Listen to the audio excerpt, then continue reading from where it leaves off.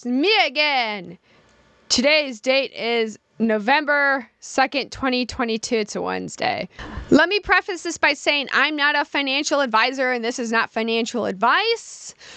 This is entertainment purposes only, hence I wear a costume. Are you not entertained? MMTLP had a very exciting morning, and as I'm making this, I guess there was a short attack and the stock price goes down. If you try and buy the dip, it might get away from you.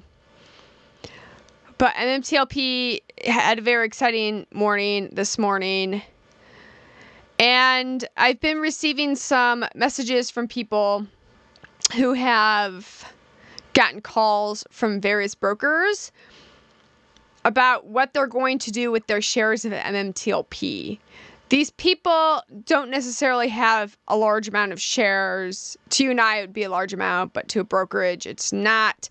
Some people had 10,000 shares only. Some people had less than 100,000 shares. Some people had more than 100,000 shares. But 4 people have messaged me from various realms of social media stating that they were contacted by brokers wanting to know their shares. Okay, in terms of brokerages that have called people, so far TD has called 2 people, Charles Schwab has called 1 person, and Fidelity has called 1 person as of right now. All of these calls so far, all 4 of them have a running theme. Basically, they call you up and they say, hey, we noticed that you have a significant amount of MMTLP there. What do you plan to do with all those shares? I think this might be a way to solicit if people maybe want to sell shares. And one person mentioned that, you've had quite significant gains so far, in an attempt to try and get your shares from you. If you have gotten any calls from brokerages saying, hey, you got some MMTLP there, what you going to do with all those shares? Are you going to sell them or hold them? Let me know in the comments below. Because so far I have 4 people who have told me this. The more data I can collect, the better. Yes, I got this call. They wanted to know if I was going to sell or hold, or what prices do I want to sell at, and this was my broker. The more information we have on this, I think the better. Step 1, of course, is to collect information. Who's had this experience? Was there any context to this experience?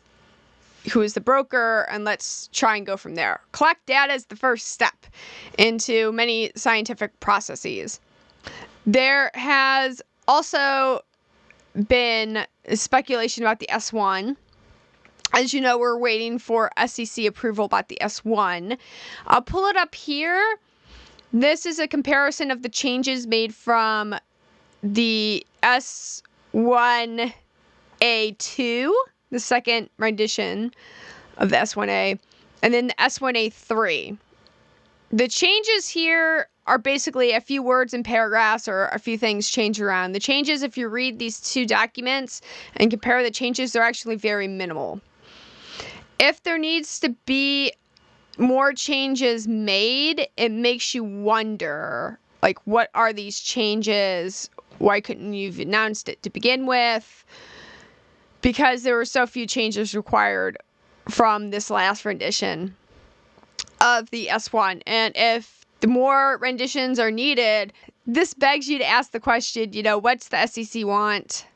Why are they prolonging this? Hopefully it won't get to that point. But if it does, just remember entities who are short MMTLP might try to use this to their advantage. Their goal is to get you to sell your shares. So if things get delayed, they'll think, people will give up and they'll sell their shares. Remember, MMTLP is very volatile, so if you sell now, you might not be able to get back in when it's lower. We've seen a few dips where it dipped down very dramatically, but it bounced back just as dramatically as it dipped down. And it rallied back up. Also, Tony Market Moves, I'll put a link to his video below. He has talked about the Finra Rule 4320. I made some calls today. I actually called Finra And I had questions about this and how it could be enforced and, how does this rule work on a timeline basis? Because we see 13 consecutive trading days and then we see another 35 days given. So I wanted Finra to clarify this.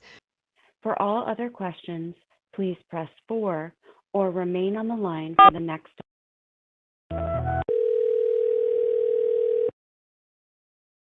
Thank you for calling Finra. My name is Patrick. How can I assist you today? Thank you for holding. Okay, so it looks like I have a different number that they would be able to assist you better. That's for our Office of General Counsel. The person who I talked to on the phone, they said that they weren't too sure. They don't really deal with this, but for clarification on rules, I can contact this office. And this office is called the Office of General Counsel. So I left a message with the Office of General Counsel on Finra. Your name, number, and Finra rule or issue requiring interpretation. This voicemail is checked daily and calls will be responded to within 48 business hours. Thank you. The recording said it'd call me back within 48 hours. So hopefully I can get some clarification on that because I'm curious.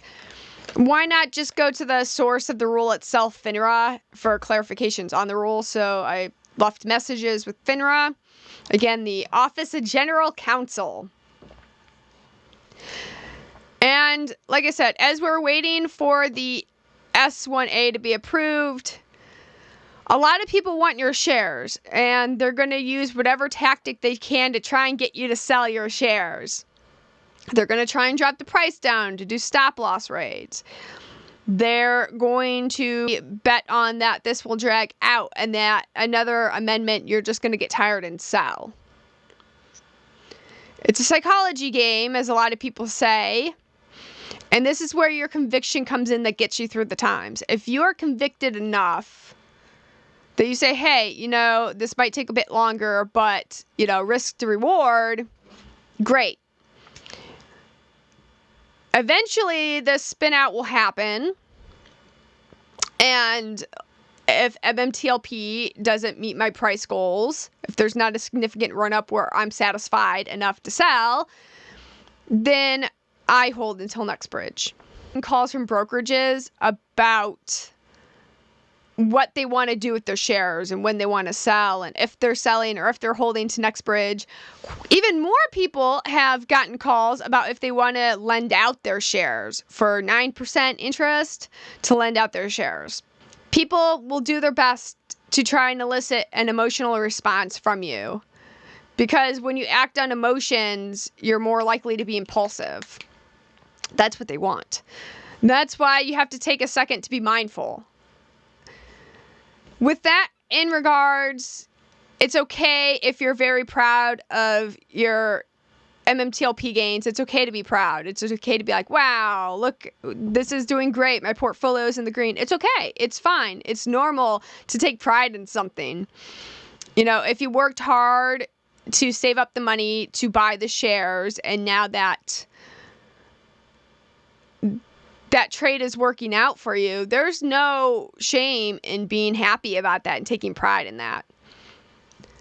But just know if somebody is trying to tell you something to get an emotional response and make you impulsive, that's where your mindfulness comes in. That's where your conviction comes in. That's where your game plan comes in. That's where everything we've trained for up until this point comes in. And that's where it starts to click and that's where it pays off. So with that being said, I will see you guys soon. Goodbye.